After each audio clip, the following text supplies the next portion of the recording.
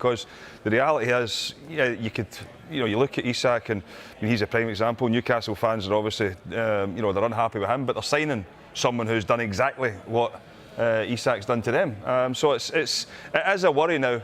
I would say it would be a worry going forward for football, that players can more or less just do what they want. Yeah.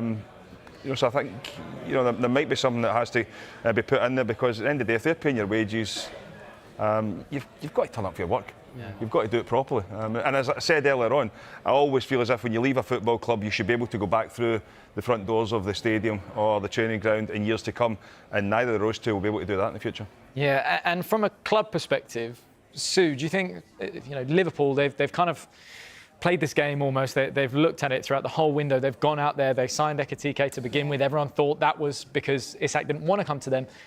They've kept on that case. Yeah. Has their strategy paid off? Because also, you look at the Mark Gay case, they've kind of gone a similar route, and will that happen? Yeah, I think when you look at Liverpool, you look that they obviously lost a lot of goals, they lost a lot of quality with the players that went out. They've brought in some real quality, some real sort of strength and depth. And when you look in those attacking areas, I looked at them last season, they had sort of 5 or 6 players to fit into that sort of front three, if you like. And Salah was nailed on, and then the other two, it was a case of rotating. You now add Isak to that line, up that front line, and you just think, wow. It's a good problem to have. It's a great problem to have. And, obviously they want to go deep into competition, so they want to be able to rotate. And, yeah, I think the only other one, obviously, was the centre-half. I think with Kwanzaa going out, you felt that they needed to just maybe bring in another one, and Mark Gay obviously would have added that real quality. So if that still does go over the line, Clinton's saying absolutely not, then you would just say, what a perfect window for them. Yeah, the adamant's still not happening. I've got to do it. I've got to ask straight down the line, who's had the best window? Ooh. As it is right now, okay? So as it is right now, obviously, still deals that are getting done. Without Gay and Isak. I was going to say, right? Well, look, Isak's done. Isak's done. Without Gay. So go on, Michael. I'll start. I have to say you. Liverpool. Yeah. I think Ekitike, Isak's going to happen. Kirk's coming in. Vert's coming in. Frimpong had to replace Trent, but you got Szoboszlai, who played there over the last couple of games, who's been magnificent. So I think you have to say Liverpool. Don't get me wrong, they've spent an awful lot of money. So you expect quality when you bring in, but you bring in top players in. Okay, Sue, what about yourself? I think Arsenal have had a very good window. I also think Newcastle, when you look, yes, they've lost Isak, but I think who they've brought in. But I'd probably still have to go Liverpool. Okay, Chris? I'm saying Arsenal. There was positions last year that they were weak in, and they had to strengthen. They've done that, and they'll fancy their chances this year. You would want them to win. Why not? Yeah. To win.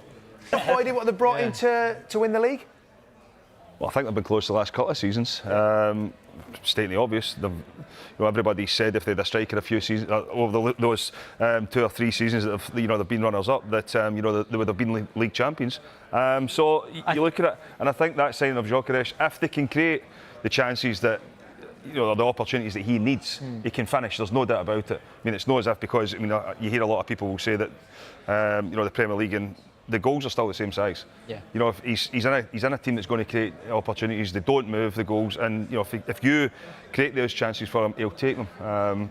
It might take him a little bit of time to get settled, but he will score goals. I'd say Liverpool and Arsenal, but I'd probably just sway towards Liverpool. Arsenal have had a good window. It makes it even better, the signing of Eze. Eze is the truth. He is I like that word. He's the real deal.